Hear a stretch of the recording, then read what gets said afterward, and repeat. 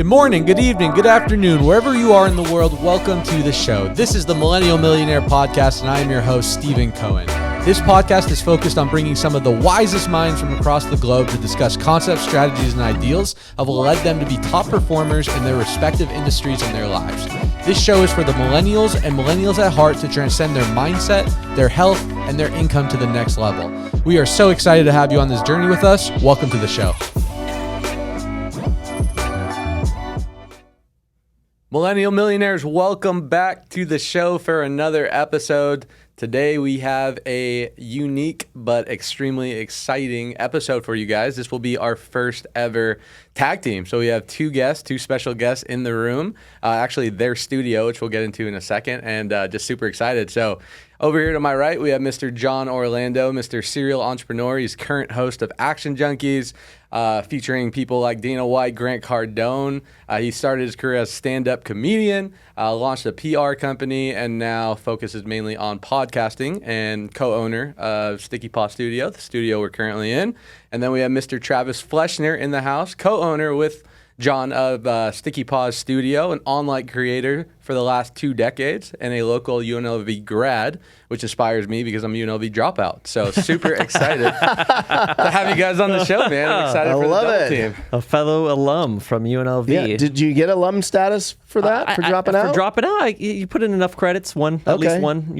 Am I a dropout? I transferred and then dropped out. That's impressive. I went to UNLV also. Really? Yeah, before you were born in 88 to 90. There we go. Yeah. You actually went for film, right, at the time? I did, but there was no film program. It was just a class. It was actually broadcasting is what I had to, technically what it was. Now there's now it's a film. Yeah. Graduated from UNLV Film. Shout out to everyone out there. Hey, if you're looking for a place to go to film and it's not LA or New York, it's Las Vegas, right? Bunch of running rebels in the house. Yeah, exactly. And actually, soon it's really going to be Las Vegas for film. This will be the film capital when it's all said and done. Mark Wahlberg building Studio City in Las Vegas. UNLV is going to be the next film program that we're going to want to go to. Now we just need to get our educational system up. We'll be good to go. Yeah. Right. Yeah. Let's go. We're 50th in. We're going to get 49th. Are you from Vegas? Basically, yeah. I moved here when I was 2, but from New York, but I grew up here. Oh. Yeah. An OG. What part of town did you grow up in? Summerlin. Well, right on the outside of Summerlin. Summerlin area? Yeah. Enough to call it Summerlin, but not really Summerlin. Yeah. Okay. Yeah. Close enough. Exactly. Yeah, we're splitting hairs. That's it, man. Yeah. So,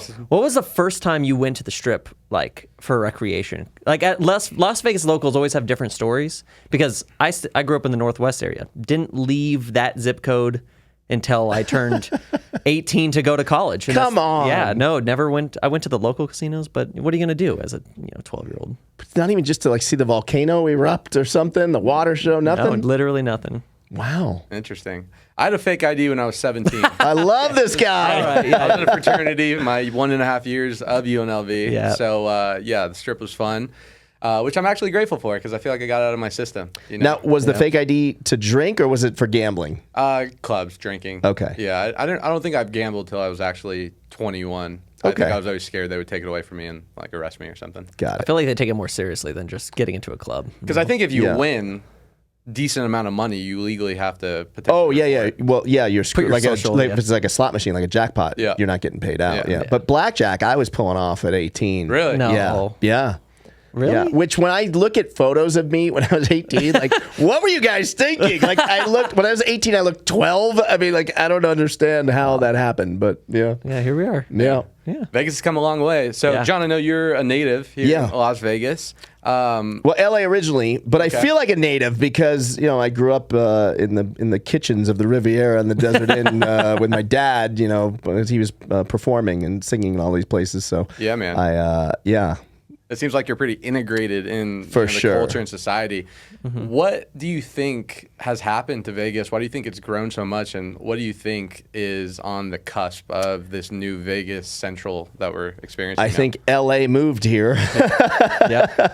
Right? Yep. I mean, I think especially like the entertainment, when in LA, if you grew up like in Brentwood, Beverly Hills, Bel Air, like the nice section, whatever you want to call it, as your parents got divorced, your dad or mom would move to what they call the Valley, which would be the other side of the hill, the 818 area code. Now I feel like when they get divorced, they come here. They got married here. Yeah. They left and then came back Right. and get divorced. Yeah. And Yeah. one parent stays here. But Vegas is great. I mean, it's a melting pot. I mean, everyone comes here, right? The world comes through Vegas for fun every single week, right? And there's just so much here and so much opportunity. Yeah. And they do such a great job of building these casinos. And it's like right when you think we couldn't handle another one, they build another one, and they innovate and they get cooler. And like Resorts World with that big screen on That the sphere, you guys see the sphere? Oh my God, Nuts. it's intense. dude. nuts. I'm obsessed. It's nuts. With the MSG sphere. I am obsessed. It looked like a big basketball the other day. It looked like a pumpkin last night. Like, did you see it? It literally looked like a pumpkin.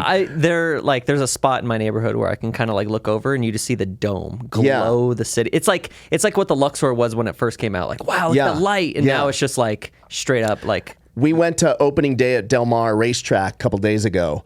And when we were flying home, we came back same night. And when we were flying home, the sphere looked like a moon, like the moon. It was amazing. Like, it's just so cool. $2.4 billion. It'll do that for you. How do they make that back? Can you? Allegiant's still struggling doing it. So Yeah. hopefully The they do a inside's little not better. finished though, right? It's still under construction. I think it's still under construction. It is. And then what's a concert going to look like in gonna that be nice. place? It's And, gonna like, be is the amazing. inside also covered with LEDs? So I it's like kind of assume. like, oh my God. It's like the Fremont experience, just Yeah. Right. 100x. Can you imagine a UFC fight in there? Oh my God. Gotta hit up your boy Dana. Yeah, right? Make it happen. Yeah. Insane. I haven't even been into the Allegiant Stadium yet. Really? No, I have never been. I've almost got work there, but no. You've never been to like football game? then you've never been to a pro football game or a baseball game? No pro. Wait, no, we went to a Dodger game. Oh yeah, okay, Right. yeah. Okay. With the box, it Yeah. was really nice Yeah. up there. Dodger dogs are probably the best. The ever. best. Yeah, best hot dog. Terrible I've ever for had. you, but I don't eat that stuff anymore. Okay, Yeah. Gary Brecka. Shout out to Brecka. Gary. Shout out 10x Health plug. Yeah. So obviously you guys both own the studio that Yeah. we're in. This podcast is, focused on entrepreneurship and really just allowing people to step into their power and hopefully not just conforming to a normal 9 to 5 and going doing things they're passionate about and, making the best out of this life that we have. Maybe John, if you want to go first, maybe a quick little background about who you are, what you're about, and Travis, then we'll hop into it. Yeah. I mean, so I started off, I grew up in showbiz. My dad's Tony Orlando, who you'd have to ask, if those listening probably have to ask. I think your parents might be too young, your parents, and maybe grandma. Ask grandparents or your parents who that is. But he was pretty a popular singer in the 70s, had a TV show for 3 years, a variety show on CBS in the 70s. So I grew up a showbiz kid, so I started off doing stand-up comedy.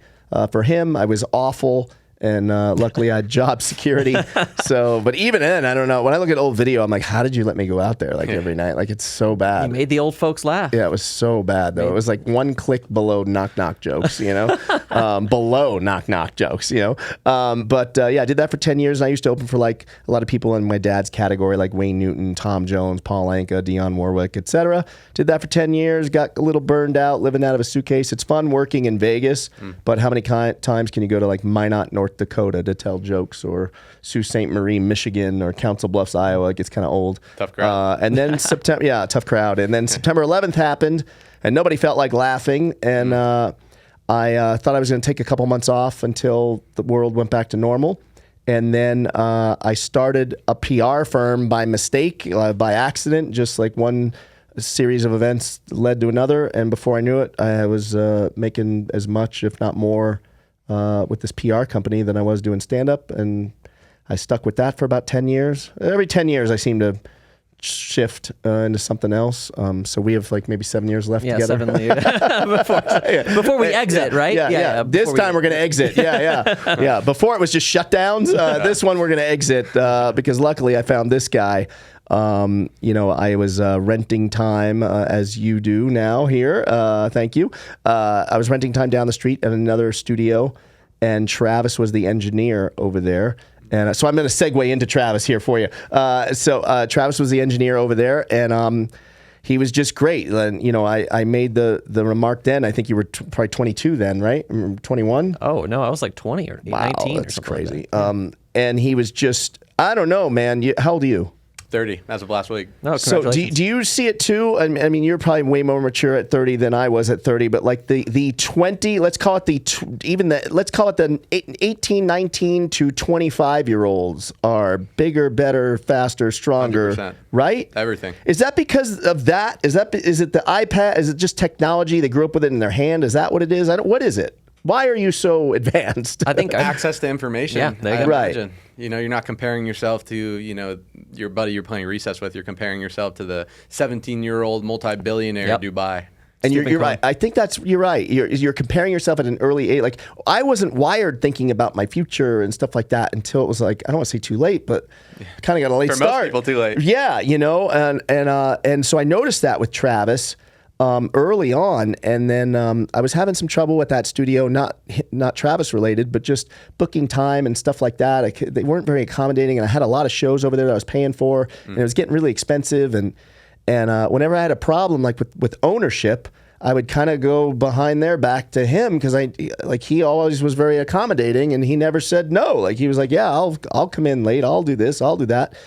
And then one day, I heard the most awful 2 words about him in that studio, which was I quit. Yeah. My girlfriend threw me a surprise 50th birthday party a few years back, and Travis was at the party, and my buddy came up to me and was like, yeah, I was talking to Travis. I asked how work was, and he said he just gave his notice, and he's leaving at the end of the year. My birthday's September, so I'm like, end of the year, like December, it's over? He's like, yeah. I was like, that's no good. Like, what am I going to do? So I cornered him at the party, and I was like, hey, what are you doing? He's like, I just don't want to do this anymore, right? Yeah. Don't want to do it. Yeah. Wasn't worth it. Wasn't Yeah. worth my time. I felt like I was way more valuable. Or at least my skills and my time is better spent doing something else. Let's just Go. segue into me. Sure. So eventually, I was just a self-starter. Going back to since I don't have like the PR days and the comedy days, I'm only 25 now. Let's just go back to my childhood. When I was like 7, picked up a video camera. My mom had a business she ran out of her house, a multi-level marketing company for adult products of all things. Didn't really know what the concept was, but I saw my mom hustle. And my dad worked a 9 to 5. So she was like taking care of me and my brother, going to school, going to the gym, had like this huge business. She wrote a huge booklet about just like processes. So I saw her put in the time to the point where like, I want to start a clothing company, Mom. I was 12. I was in the hot tub. And she's like, all right, go make a logo. I made a logo in Word, Word art at the time. And I started selling shirts to my friends at 12 years old. But the business didn't do really good because I thought $12 per shirt was too expensive. Realizing now I'm spending $80 a shirt. I'm like, yeah, okay. So I shut that down quickly. It was called Schnookies Inc. is my nickname, Schnookie. So that was like the beginning of multiple iterations. And then I got really into YouTube, and all these YouTubers were kind of like my big thing. And then the one thing I noticed that across the board is that branding was always on point for all of them. They had a logo, an imagery, an intro, outro.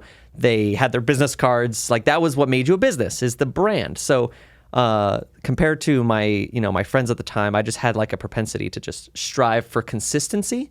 And I've gained friends. I lost friends over business deals. Like, I made a Minecraft channel one time, and they wanted to post World of Warcraft videos. And I was like, nope. So I had my mom at 12 in middle school revise a contract I made, and I handed it to him. And he's like, what is this? Ripped it up, and I just gave him the channel. But like, even then I was like, okay, this is the brand color aesthetic. Fast forward to high school, I was like, I need to find my people. I'm tired of just making videos with my friends who just don't care.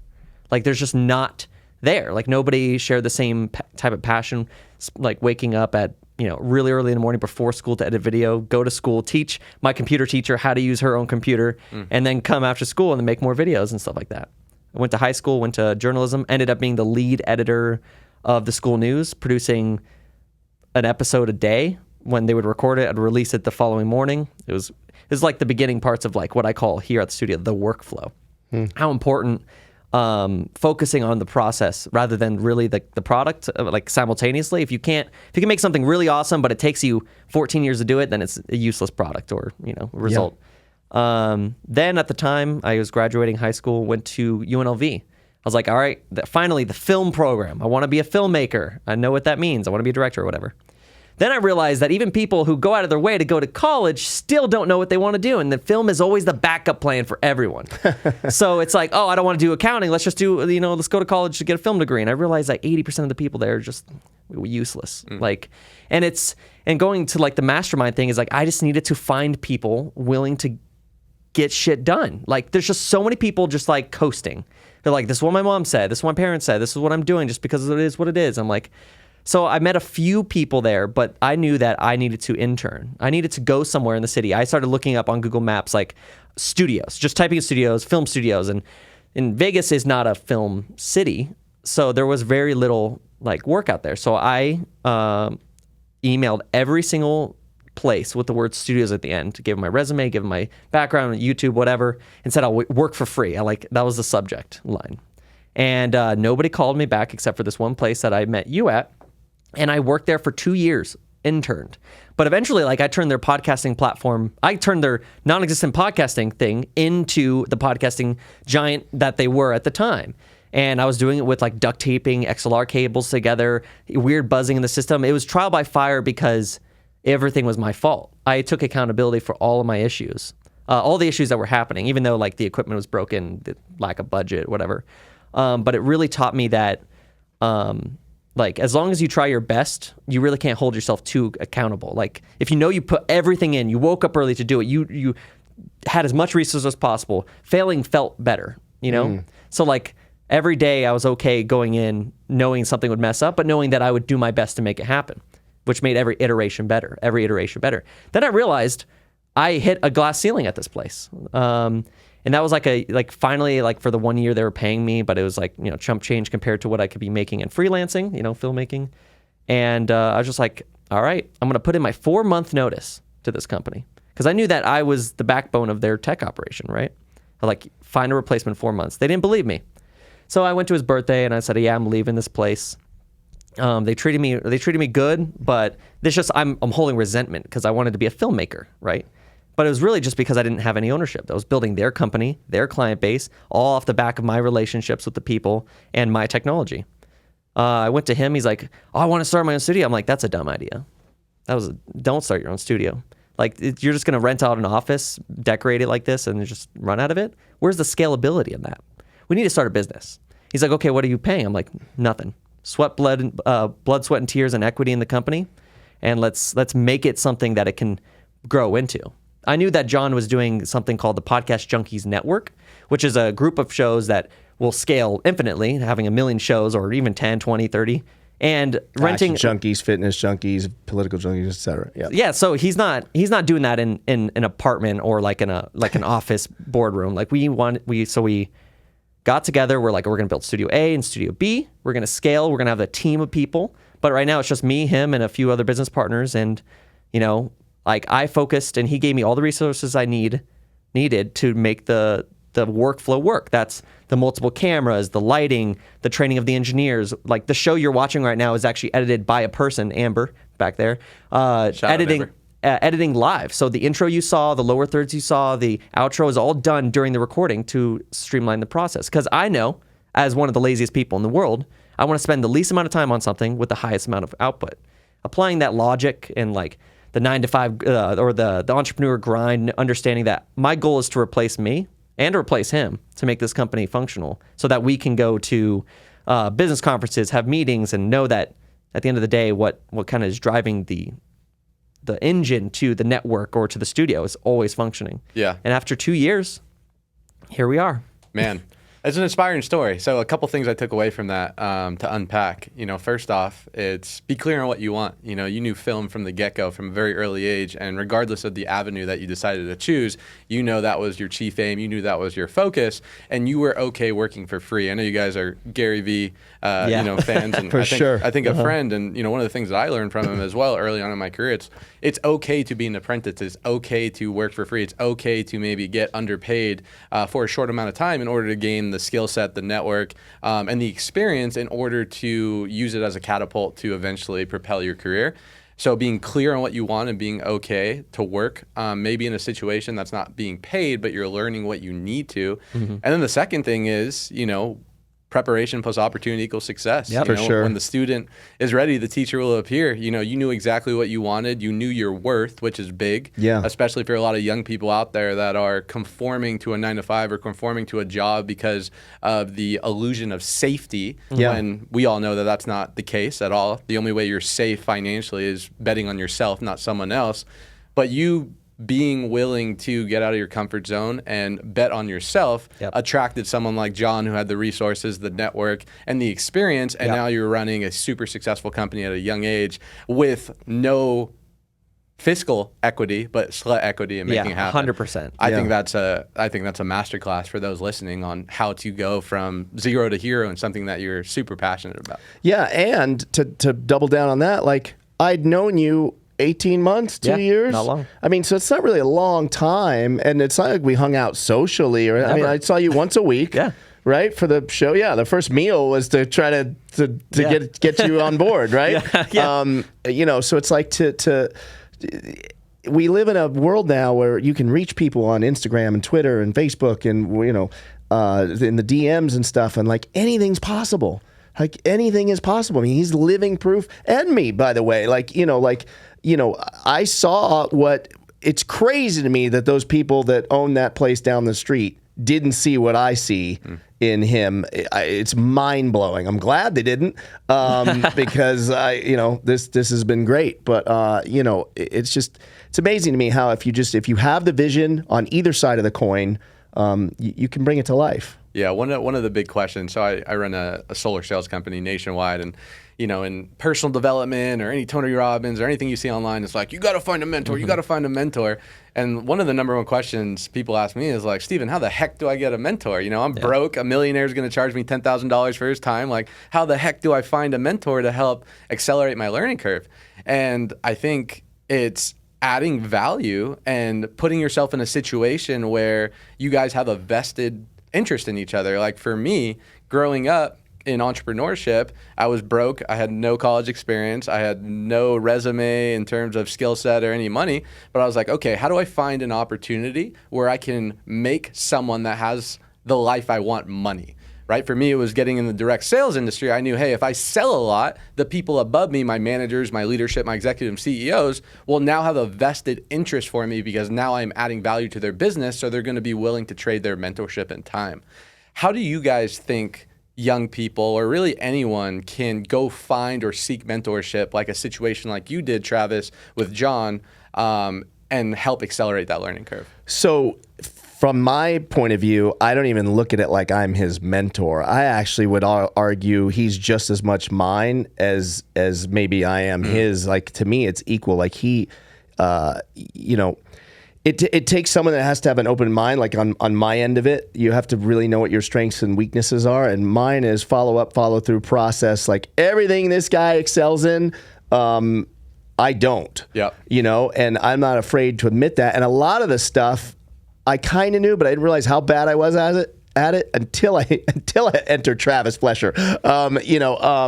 And so from that point, like it's been an easy thing for me because he does everything here. Like I don't need to be in this place, even though I spent a lot of time away from this place in this last month, and I caught hell from it from everyone here. You did. Which actually kind of felt good because I didn't think anybody cared. But feels nice to be wanted. Yeah. But honestly, it doesn't need me. I mean, I get what they were saying, but like he's got it, and they got it. And he's been able to assemble, like, in my eyes, like a dream team. Like I'm a broken record over here, but you haven't heard this part. Like the biggest problem we had with the PR firm for 10 years was there was me and my partner, and then a bunch of shit. Like it was the top and then the bottom. Where here it's this. You know what I mean? And even this, and that's so important. Like I can't emphasize how important team is if you want to try to go build something. It's not a business if it does require me to be here 24/7 or him. I mean, there's been times Travis and I are in LA for work or in Boca Raton. Do you even worry about this place when we're gone? No, I just not for a second. Not for a second. And when I do, like I get a call, I'm like, oh gosh, here it is. And then they're like, everything's doing great. I just wanted to make sure you're having a good time in Boca Raton. I'm like, I love you guys. Yeah. I mean, we know, like George has got it, Chase has got it, Austin's got it, Amber's got it. Like, doesn't even enter my mind. Like, oh God, what's happening back home? Like, I don't even think about it. How do you attract good people? Because I think we all know that good people is the key to successful business, but finding them and attracting them are another ballgame. Let me tell you the story of like Sticky Paws. In 2021, we opened up. I actually had no plans. Like I had no reality of like, what is it like to build a team or even have employees or even contractors or vendors or whatever. All I knew is I had a a goal, which is to accommodate whatever he needed for the network and do it in a certain process so I could spend the least amount of time, so the highest yield. But the one thing I've noticed is like through all of like the internet culture, like studios like Rooster Teeth or Corridor, I'm not sure if any of you know that, but like if you look at their social medias and their like kind of behind the scenes stuff, you just see the culture. It's just so welcoming. Like these are people who'd hang out outside of work, who when they're at work, they're not taking it too seriously. They're like, they get gratification out of doing the job. So I know that like, in any job or any like work experience, like things can get very like, the details, you got to arrive on time. But I've, since the beginning, alone, it's you have no culture when you're just alone, because then you're just in your own head, kind of feeling like you're spending too much time and too much Taco Bell and too many chips. But I just put out there, hey, looking for anyone willing to help. I have a studio called Sticky Paws Studios looking for interns. This is informal, putting on my Instagram story. And two of my friends, one of the friends being one from high school and one from middle school, they called up. They said, hey, I'm like, come on down. Like, I have stuff to teach you guys. Like, this is obviously something you guys don't understand. If you find personal value in this company or in this process, whether it's like engineering, producing, whatever, like stay. If you don't, the minute you feel taken advantage of or you're no longer learning, get the heck out. Like, and I mean that. Like on the interview, I was like, say that. I'm like, but I always ask, what do you want to do in 5 years? What do you want to be? And in 5 years, they always say, oh, I want to be a radio host, or I want to do film, or I want to be a screenwriter, or I want to XYZ. And I'm like, okay, let's build this place to fit your goal, right? Where it's not tangential. It's not just like you're doing this to fill the time. It's like, where can we meet at the horizon where you are finally accomplishing your goal, but building it through experience through Sticky Paws. And I do that with all the interviews. So George was my first intern here at the studio. He's now a paid contractor at the studio.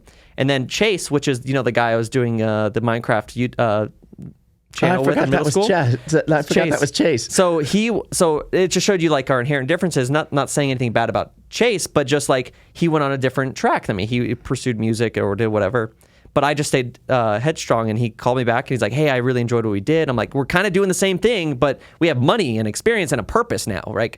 And he's like, I love it. I'm like, I gave him a chance because he is a creative person. He's like, he has a different background. He's from music and stuff like that. And he could learn a thing or two, or he could teach me a thing or two about, the equipment we're using, because we use like Behringer X18s, and I had no idea what that meant. And I just knew that the equipment was recommended. So I was learning too. But these guys, based off of the fact that they were here for themselves, they're here for the culture. They're showing up for free, so they have to enjoy a little bit of it. And I always made sure that they felt like they're getting value every day. Like, our internship program is not a slave program. It is an education program. Yeah. I'm here. It's like, what are we learning today? I taught Chase 3-point lighting to do photography. He went from buying a camera, his first camera, to having clients that are $400 or $500 a session in 6 months, just because he was given the worth, right? He didn't have to go through am I worth it? I'm like, no, these are the prices. You have the skills, apply them. And within a year, he's making a part-time income while interning at our studio from the education directly. I wasn't worried about like the NDA and proprietary nature, and you're going to steal our business. I'm like, no. Like, you can go ahead and take all of our clients, but I know for a fact that Sticky Paws and what I'm building here is valuable enough that the clients that are here stay. Yeah. Right? You can learn how I do it, but why would you want to defect and go work against me when together we're a better team? Right. And mindset. Exactly. Yeah, for sure. So the culture is kind of like, in the beginning, there was no culture, but I built this kind of brotherhood of, you come in, we're all working, we're all putting blood, sweat, and tears in. They understood that I wasn't gaining it financially. I was bought into the company. So they knew I wasn't just trying to use them just to get profit. Then eventually we were able to hire them. We got enough clients. We were able to hire them. They were extremely grateful. George quit his full-time job at Las Vegas High School. Pension, everything. He dropped everything. And that blew my mind. Me too. That made me nervous. We got to deliver. The pressure's on. We got to deliver. So this guy worked for us for 6 or 9 months for free. Not even promised a job at the end. We were able to hire him because he gave himself a position. He's like, I really am going to go deep into analytics and social media. I'm going to find what you're lacking. And I was like, and I had no ego. I was like, please, like, if you can find a niche that I suck at and you're better at, or want to dedicate your time, and that's exactly what he did. Yeah. And then we just carried that. A lot of self-starters here. Everyone here is an entrepreneur first. Yeah. Because although we're at a company, and there is a sort of 9 to 5 here where we come in at 8 and leave at 10 p.m., it's everyone's here for their own purposes. And then when, stuff gets really difficult, like some clients leave or whatever, everyone's still here for the main goal. Yeah.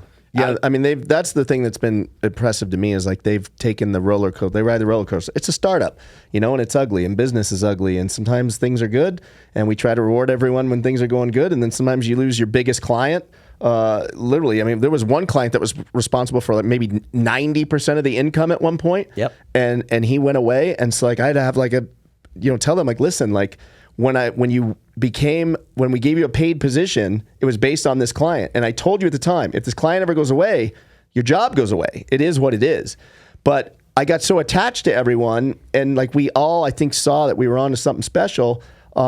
I didn't want it to be that way, but at the same time, there's no money. So I mean, I had to go and say like, look, like you have to take like a 50% pay cut. I don't know for how long, and you don't have to take the cut. Like if you need to, if you want to leave and then come back when we get our shit together, like great, if you can, or like, what do you want to do? And I actually thought at least 2 out of the 4 were going to leave. Yeah. And everybody was like, no, I'm not going anywhere. You write it out. Yeah. The interns spent more time. The guys who got cut, like their pay got cut, understood because again, I always remind them like the moment, even if you're getting paid, the moment you do not see value in here, you're wasting my time. Like as an operator, like give someone else the chance to show up and do what they want to do. Yeah. And I'm the same way. Like I'm super transparent with them. Like I tell them things that probably most of like business owners wouldn't say. But I want them to learn, and I want them to realize like it's easy. Look, like you could hate me really quick. Like I have a really nice car, I live in a really nice house, and you could hate my life and start to build resentment if you work here and I'm not transparent with you. And you don't know what's going on. You could be like, God, that guy's a fucking dick because like he's fucking doing fine, and it's not always what it looks like, And so like I'm super transparent with them and tell them like, look, this is what we have coming in. This is where we're at. Here's the bills. Like, it is what it is. What a cool learning experience, though, especially for, younger people in their 20s internship to be able to open the books to a legitimate business and be a part of it. And I think because of, I believe that attitude reflects leadership. Yeah. If the attitude of the workers and the space is abundant and prosperity and everyone is okay to take a pay cut because they understand the long term, it's because of the tone set by the leadership. Yeah. It's kind of like the McDonald's culture versus the Chick-fil-A culture. Same product, same service, same industry, yet when you walk into those night places, and day experience, different experiences. 100%. And recently we had a pretty hard test. Like this month has been probably maybe one of the roughest months for us. Maybe like emotionally, I guess you would say, or whatever. Like, so I have an investor. My uncle gave us the original seed money. I met him. You met him. He looks like a gangster, but he's not. Kind of. And to be honest, like me and him, a lot, we don't see eye to eye on things. And we've been in business together with different, we owned a gym together. We owned a tanning salon together. So like we've done this dance a bunch of times, and we fight.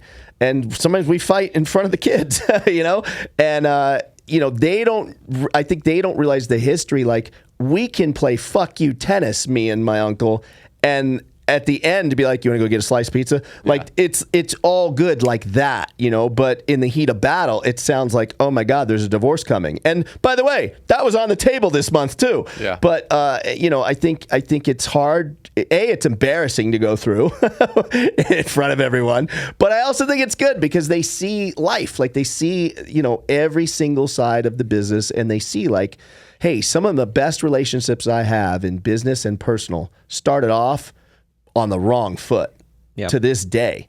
Like to most people, I tell some of the stories of some of the people that I'm really tight with, and I tell them like, here's the first day I met them, and I tell them the story, and they're like, wait, now you guys are friends? I'm like, yeah, like real close. Like sometimes it takes going through some battles, and it just makes you better, makes you stronger. Absolutely.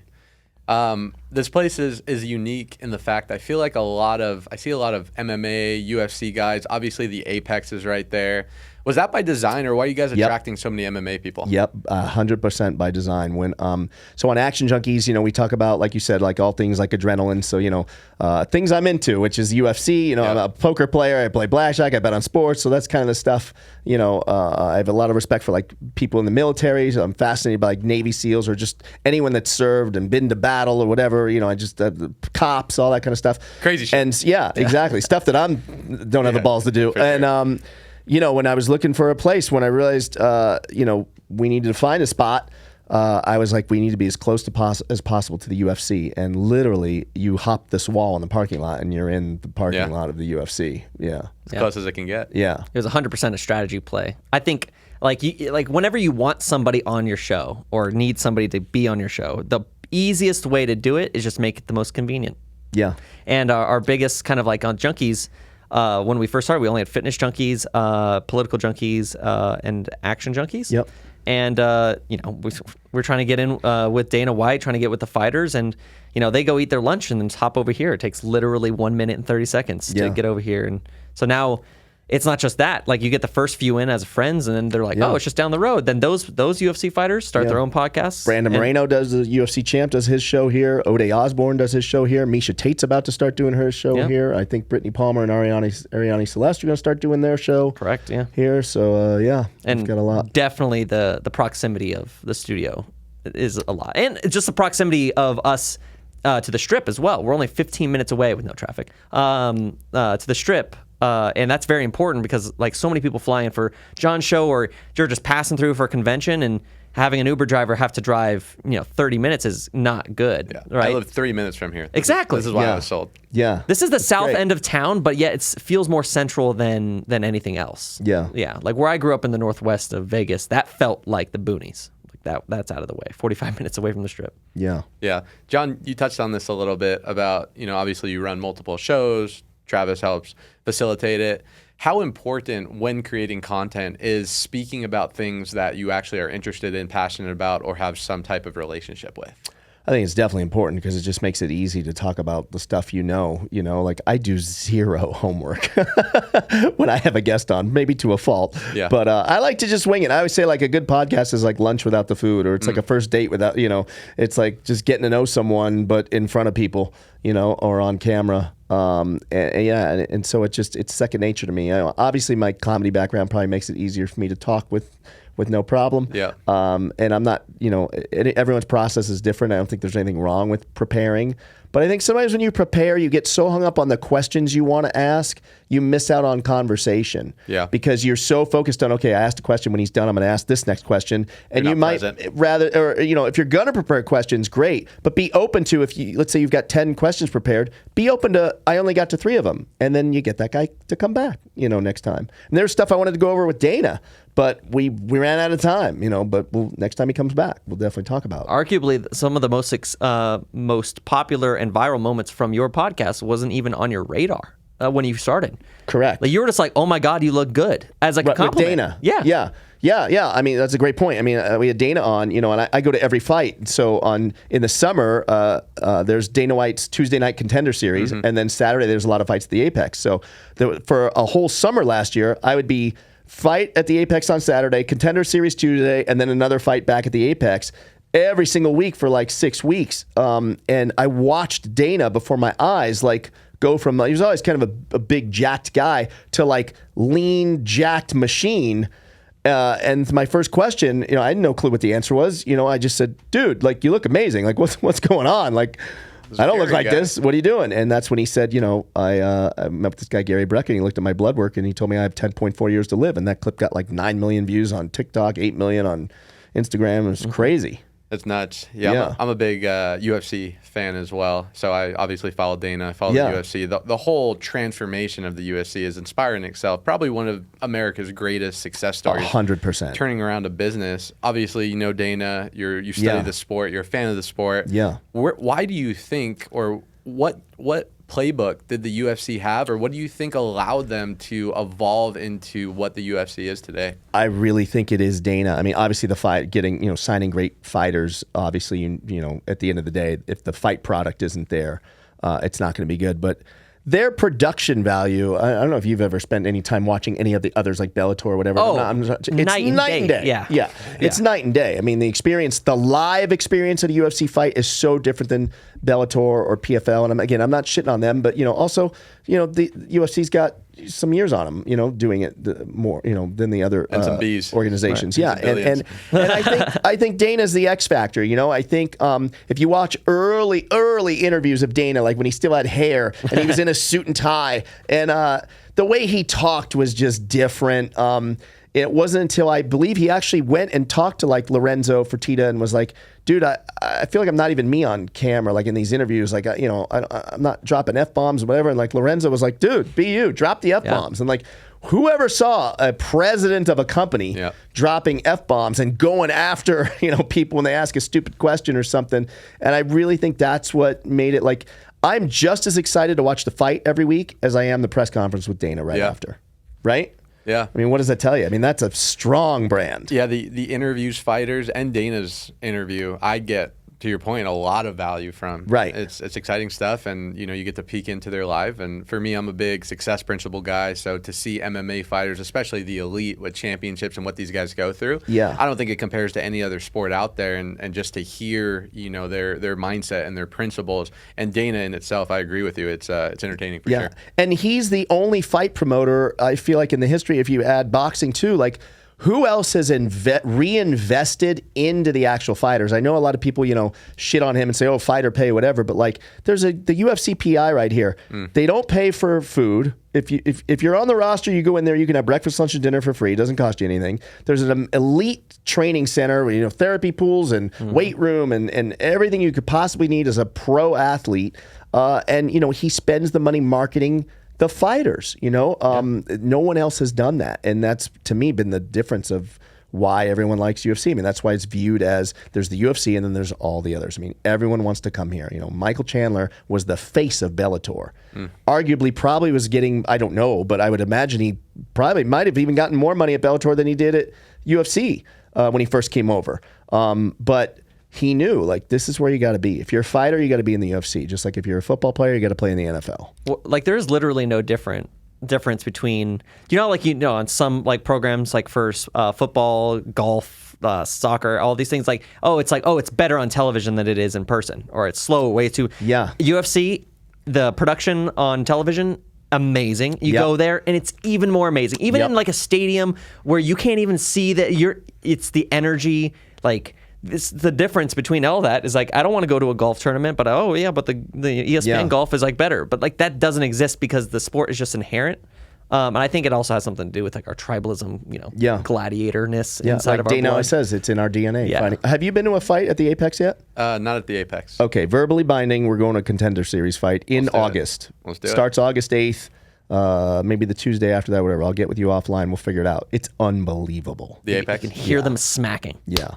Specifically the Contender Series, because they're fighting their way into the UFC. The level of drive's on another level. Oh my God. And it's so emotional. And like at the end of the night of the after the card's over, Dana hands out contracts to the ones that make it, and you see tears of joy, you see tears of sadness for the ones that didn't get signed. I mean, it's just gut-wrenching. Right there, you're watching people just change their lives, and then the parents, you're sitting next to it's invite only over there. It's unbelievable experience. Yeah, we gotta go. We'll go. I'm down, man. Yeah, the UFC platform is just insane. Like the opportunity for someone to come in and literally change their life. Obviously, you have the Conor McGregors who are worldwide, but even like some of these dudes coming from Brazil or from Africa, so good. Just the platform that Dana has been able to develop for people to not just make money fighting, but also to leverage their social media presence, create 100%. A personal brand.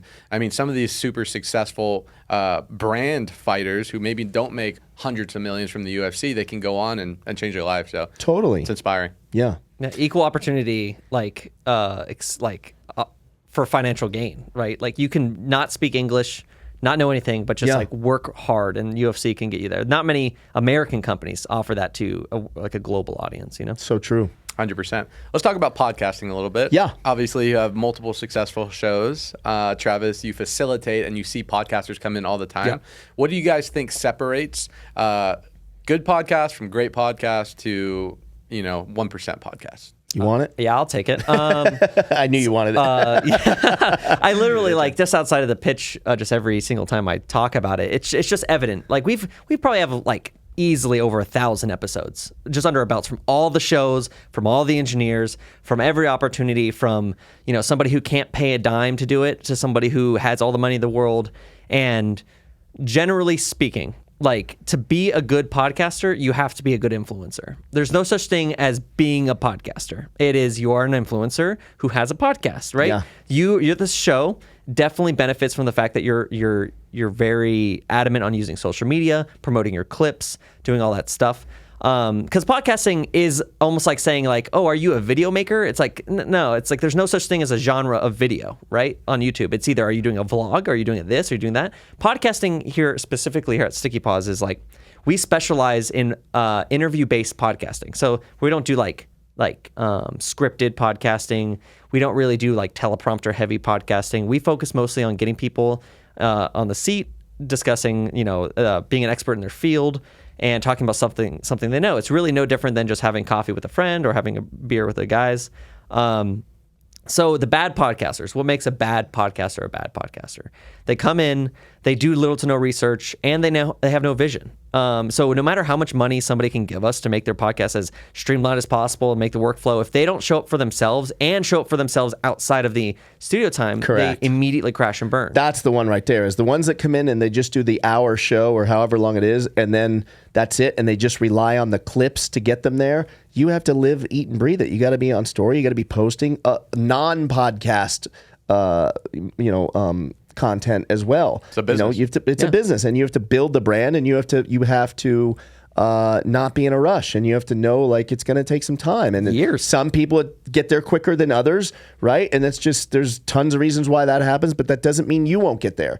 And you can't compare yourself to, oh, well, this guy. I mean, I could crawl into a fetal position and go, well, Bob Menery is way past where I'm at, and I've been doing this 7 years. It is what it is. It's no big deal. It's good on him. It doesn't mean I can't get there or I can't get to that level. And not that you should even compare yourself to everyone. You just do you, but take it seriously and put the work in, and slide into the DMs and don't take no from no doesn't mean, no answer on a DM doesn't mean no. It just means they didn't answer you yet. And maybe they never will. But I've known Dana White 9 years.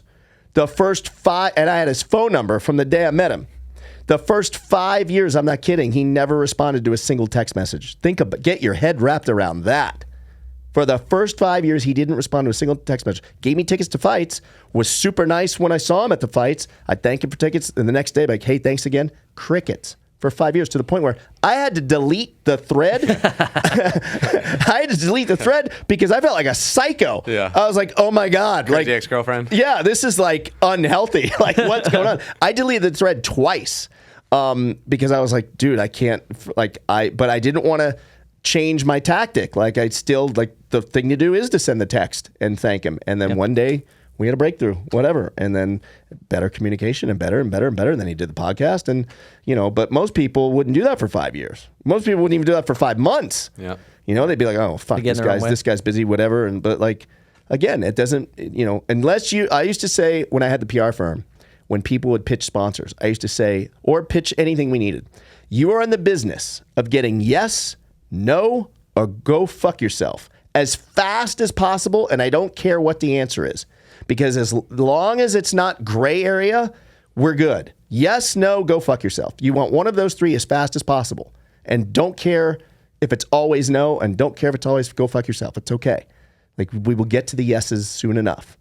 And it's the same like with outreach, right? Like with DMing people, like just keep shooting. Yeah, I think it was Thomas Jefferson or some dead president, but they said success is going from opportunity to opportunity without losing enthusiasm. For sure. From failure to failure, from no to no to no without losing enthusiasm. Yep. Failing upwards. Yeah. Right? Yeah. Yep. To continue, what makes that's what makes like a bad podcaster and a bad podcast, and that's what makes a good podcaster is doing the opposite of what that bad podcaster is doing. But to do an all right podcast, which might seem irrelevant to even think about what an all right podcast would do, but you end up finding yourself in this spot more often than you realize because you go through ebbs and flows. Like your podcast is doing better, you're seeing trajectory, then all of a sudden it kind of levels out because you haven't, something. When it levels out, or if you never get to the point of being successful, it's partly because you've you found what makes you comfortable. You found your 9 to 5 version of podcasting, and that's wrong, because podcasting, although it's very repetitious, every week, every whatever day, whatever live stream at whatever time, whatever clips get made at like episode 52, which means you've made 7 clips of 52 episodes, and it's super monotonous. And from a technical standpoint, it's like you got to mix it up. You got to engage with your audience. The cool thing about the internet and podcasting in general is that there's a direct communication. Like I'm staring at you, or I'm in your ears as you're driving, and that's a unique experience that like television and stuff doesn't have. Whenever you're expected to release on Monday, you release on Monday, you do whatever, you have XYZ guests, that does really cool. It's like, okay, think about what your guest would want next from the show. Some people say, oh, you're a sellout for changing, and but that's only because the people who are calling you a sellout, the people who are saying they don't like changes, because they don't want you to succeed. They want you to placate to just them. Right. How do you expect to expand your audience? There's two levels of thought. It's like I haven't found, the audience hasn't found me, or you are, barking up the wrong tree. You're like you have a show about, comedians, but you're advertising to, accountants. Like that's a problem. Right. So mix it up. Utilize your podcast as a tool to make better connections and networking. It's impossible to get anyone to go get a coffee with you and just talk about business. Impossible. They're like, well, not worth my time. They're just going to take from me. But now all of a sudden you have a podcast. Yeah. Mediocre podcast. A podcast doesn't even exist yet. You say, hey, I'd love to have you on my podcast. I talk about accountants and how they really fudge the numbers to make businesses run. I believe that accountants are like the biggest driving force of businesses, and I want you on. They're like, oh my God, yes, I would love to. They come on your podcast for free. They give you over an hour of their time. You get their business card, you build a personal connection with them, and then next week you're like, hey, you want to go grab coffee and talk about the podcast? And they say yes, every time. Yeah. Because they respect you. They respect that you're giving them a platform to talk about it, as boring or as interesting or as not as interesting. And as long as you keep doing that, you keep on giving people the ego they want, the attention they need, or the platform that they've been looking for, your network will continue to grow and build. And then it's a feedback loop. Right? And then if you hit a plateau, that's because you stopped trying to get the crazy guests, or you stopped trying to get the guests that you're not going to get, right? It goes back to the just DM them. Right. You'll get a bunch of gray area until you get a yes, no, or go fuck yourself. Yeah. You should do that with the guests. You do that with the topics. You should do that with, if you're doing this out of your home, like a podcast, just do that with studios. Like try to get, work out a deal. Like, hey, if I scratch your back, let's scratch mine. Like it's like Gary Vee always says, bring value, and it's so cliche, and it's like it seems like a given, but it's true, And I think it's important not to be a podcast guest snob. Also, like I've had everyone on. Like I don't care what your following is. Like if I just think I can have a good conversation with you, like yeah, let's do it. Yeah. And don't put pressure on yourself to always one up yourself, because game will drive you crazy. Meaning, can you imagine in like 3 episodes I had Dana White, Grant Cardone, and Gary Brecka? Who the hell am I supposed to go get after that? Yeah. Like, what do you want me to like? I blew my load. Like, what do you want me to do? Yeah. Like, it is what it is, But it's easy to get caught up in that. But you'll drive yourself nuts, because Rogan doesn't do it. Rogan has, how many people does Rogan? That guy goes every day, pretty much, right? 5 days a week, and like there's people on there you've never heard of. This guy's a scientist. He's this, he's that, and he's the top of the food chain. And he can't deliver, a 10 after a 10 after a 10. No one can. Yeah, I think it's just that consistency piece. And to your point, Travis, the networking aspect, that's really the main reason I got into podcasting. Yeah. I was like, I don't know how to monetize this thing. I'm not selling an online course, but to your point, being able to leverage the podcast as a network solidifier. I go to all these networking dinners. And, I have a business coach who you actually know as well, Dave Meltzer. I have a call with him after this. He's a buddy of you. Yep. But, I go to his networking dinners and all this stuff. And in the past, I'm like, oh, cool. Nice to meet you, bro. You're cool. Awesome. Yeah, let me get your number. And then there's no follow-up. I have nothing to give them. I'm not going to recruit them to my solar business. I'm not going to sell them solar panels, maybe. But now I have a networking piece in order to bridge the gap between that initial engagement and now have an hour conversation. Yep. Yeah. And now everyone I have on the podcast, I actually truly feel like I have some type of companionship with. Yep. And then that relationship can foster into something bigger in the future. I call it making deposits into the people bank. It doesn't, don't worry about making withdrawals. Just make deposits into people, whatever that is. Don't worry about what it is you're going to get out of it. It will come back to you eventually, because they know someone that knows someone that knows someone that knows someone. At some point, it pans out, it pays off. Sometimes it doesn't, but it doesn't matter. Yeah. It's just you have enough of those relationships, all of a sudden you got a really rocking network. That's it. Law of reciprocation, right? You just Yeah. keep putting good energy in there, adding value to people, and something good will happen. Exactly. Well, what's really interesting from an outsider's perspective, because you've been in this, whatever you call yourself, an entrepreneur plus whatever, Right. For a very long time. And somebody who's came from the 9-to-5 household. My mom was an entrepreneur, but unfortunately, like it just didn't manifest itself like to an exit or some crazy thing. Yep. It just kind of like she did that and then became older and then stopped. But the one thing I've noticed is like, whenever you develop a network of people who are used to helping each other and bringing everyone up, nobody's hurting anyone. It is so easy to ask for favors because 100%. it's like it goes from like, oh my God, I'm going to ask, David Meltzer if I can go to the dinner with him, and I'm really, over leveraging myself. Am I worth it? Blah, blah, blah. But eventually, and I'm not speaking specifically to David Meltzer, but just anyone, once you build your like network of people who are just used to being like, yeah, come down, or oh yeah, I'd love to have you down to my restaurant, and you give bank deposits into the People Bank. It's like you surround yourself with so much positivity, help, gratitude that the moment you're in a hard time or need that one thing from that one person, they're like, dude, like I know you do it for me 1,000 times over. It's not even a second guess. There's no, am I being supported? Do I have a network? It's just, these are the people that I surround myself with. And then you can very quickly, once you built a network of people like that, and you are understanding, people who aren't like that immediately. And those are the vultures, or like the people who just take and don't give. It's like, it's a vibe check within the first, 20 minutes of meeting them. It's like, is this person giving good vibes, or is this person giving, not taking? And if everyone's just giving, everyone inherently takes, because like there's value to the group. And that's the one thing that I've kind of learned to do. Is in the beginning I was like, I can never ask for that rate, or I need to take my girlfriend out to a nice dinner. I was Bill Krakenberg, like shout out to that guy. Like he was able to get me a reservation at Hell's Kitchen, which has like a wait list for like a year into there. And I was so nervous, and he's like, dude, you've helped me out so much with XYZ, I'd be happy to. And he called one person. There's nothing off his back. He's just like, called one person, got it. That's it. Like, especially in Vegas, man. Right. Vegas is a town. My girlfriend works sure. in the industry. She works at Tao Beach.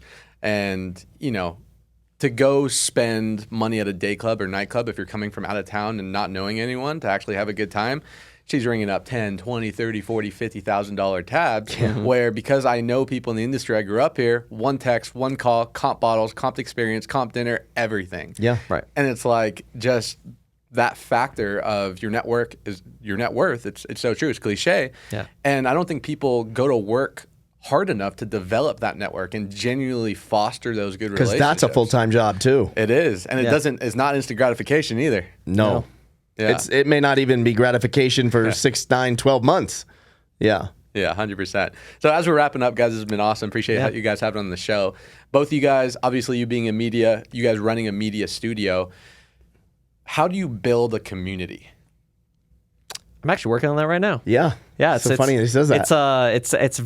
It's hard because a community has to benefit or get camaraderie out of something, like an event or a thing, or a common, angst. A lot of like communities these days are based on people who have gone through some trauma, which is the easiest thing. Trauma bonding is like, we've been to war together, we're brothers for life, or we've gone through XYZ. Very rarely do people like to band together over things they enjoy.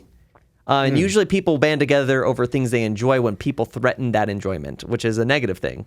To build community, you just have to be there for somebody whenever you're needed. The classic kind of another cliche thing. It's like, until I found your content, I was depressed, and then you kind of gave me hope. It's like, that is what everyone should be striving for their content, right? So there's going to be that one kid who's going through a really bad part of their life, and if you can give off a beacon of positivity, a connection, like a personal connection, then you've earned that person for life. And it's like, people always say like, to build a community, it's a numbers game. You need to hit 1,000 people, blah, blah, or 1 million people on TikTok, 1 million people on this platform. But at the end of the day, you only need 1,000 to make a career out of anything. And I think Tony Orlando taught me this. To make a career out of anything, you just need 1,000 people who support you. It's so true. Because 1,000 people giving you $1 a month is enough to make, well, maybe not these days, but it's enough to make a living, or even if it's $2, okay, all right? So if you want to build a community, what are you giving back? Obviously, the content is what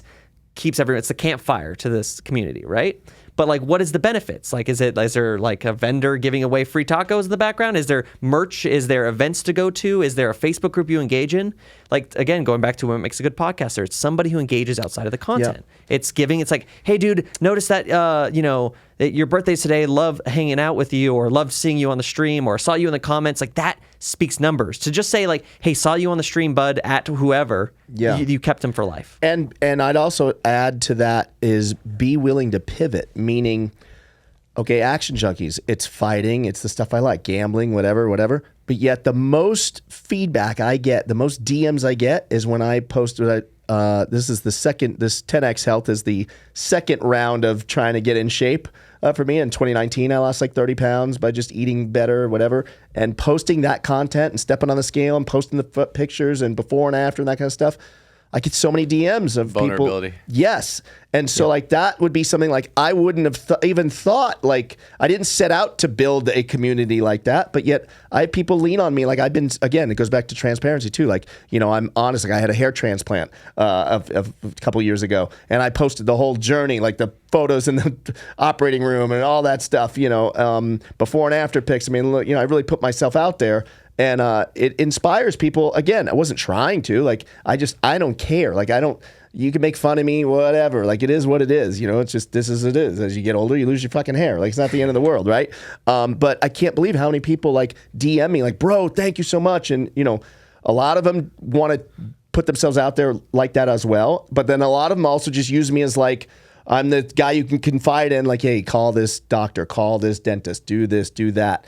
And they don't put themselves out there, but at least they feel connected to me, like they can come to me with that kind of stuff. Yeah, no, that's really good feedback, because we live in a flex culture where everyone only wants to post the wins. Right. Look at my new car. Look at my new watch. Look how much money I made. Look how hot my girlfriend is. Right. But they don't post the process, and they definitely don't post the struggles and the L. But that's really what people are looking for, right? Because anyone can resonate with, starting a business and going bankrupt and failing and doing all these things, where people are so numb to all the flex culture that I feel like the vulnerability aspect is really what's missing. Now, don't get corporate too quick. Corporate is something that you have the luxury of doing, and it's really to your detriment if you go corporate in any way, because you're really like, okay, as a small brand, you should be as personable as possible. Your logo to your Instagram page might as well be your face, not your logo, right? Because like people won't resonate with the pizza shop that just opened down if they think it's a chain that has no personality behind it. Right. Go do that with your podcast, everything, right? Apple only is Apple because Steve Jobs was Steve Jobs at first, right? Like so many people start something new, and they devoid it of all personality. They make it look like Apple did create it. I'm like, great, cool. That's a great experiment if you were working for Apple, but you're trying to build a company that people are trying to trust you. And as much as we, trust Apple with our data, whatever, but nobody trusts corporations because they know it's all about the P&L at the end of the day. It's not about the connection. When you see Apple's advertisement saying, like, we care about your privacy, there's something in the back of your head that says, yeah, sure, so they can sell it. So that no one else can have it without their permission, right? But, I mean, that's Sticky Paws every day. I will walk anyone in this building, show them exactly everything we do, 100% to the T of our process. And I feel like I'm building a community. I'm even reaching out to the local podcast, our competitors here in Vegas, having lunches with them, talking about the process, developing a sort of mastermind of like our work. And I realize partly that not many people are dedicated as much as we are, but that, it's valuable. It's value that goes around, knowing that if we can't take a client, they can have it. When they can't have a client, they come to us, and it's no bad blood. But being too corporate too quick might seem like the sexy thing to do, might seem like the branding play to do, but it always hurts you in the long run. 100%. Well said. Well said, my friend. Last question for you guys. Appreciate you coming on. If the person you are today, Mr. Travis, Mr. John, could go back in time when you first got into entrepreneurship, whether it was your camera when you were 10 or into your comedian career, what advice would you give your past self? For me, it's simple. I touched on it earlier. The importance of building a team around you. That's where I absolutely screwed up at the PR firm. I was a little bit of a control freak. And rather than just bringing people in that do things that I don't do well, I tried to do those things, and it's such a mistake. Like, just build the right team around you like we have here, and you're unstoppable with the team, I think my experience is short because I feel like I can just do the cop-out answer and be like, I wouldn't change anything because I love where I am. But I think that I did struggle with my ability to let go of people that weren't helping me, or actually not that they weren't helping me, that they were keeping me back, or they were trying to make me into something that they wanted me to be, right? So I only persevered through that, through the turmoils of like what comes with it. But like I would tell my 10-year-old Travis, picking up a camera for the first time, it's like there's gonna be so many people that don't give a shit about what you're doing, and you just need to like go through that and just like know that. Because my mom was always like, "Oh my God, I love your videos," and I just in the back of my head, I'm like, "Yeah, this video is crap." I mean, comparing it to like at 10 years old, what are you gonna do, right?